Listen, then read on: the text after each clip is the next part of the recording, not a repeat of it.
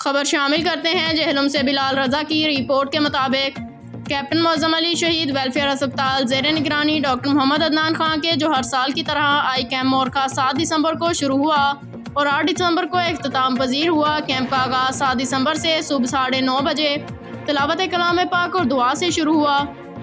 इन 2 दिनों में सैकड़ों मरीजों का चेकअप भी हुआ, जिसमें मुफ्त नज़र का मुआयना, मुफ्त अद्वियात और मुफ्त मोतिये का ऑपरेशन। इस कैंप में माहिर डॉक्टरों की टीम ने हिस्सा लिया।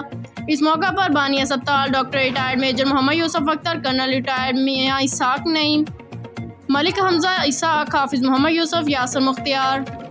ताज़ा तरीन अपलोड्स की नोटिफिकेशन हासिल करने के लिए हमारे चैनल को सब्सक्राइब करें और साथ में दिए गए घंटी के निशान को दबाना ना भूलें।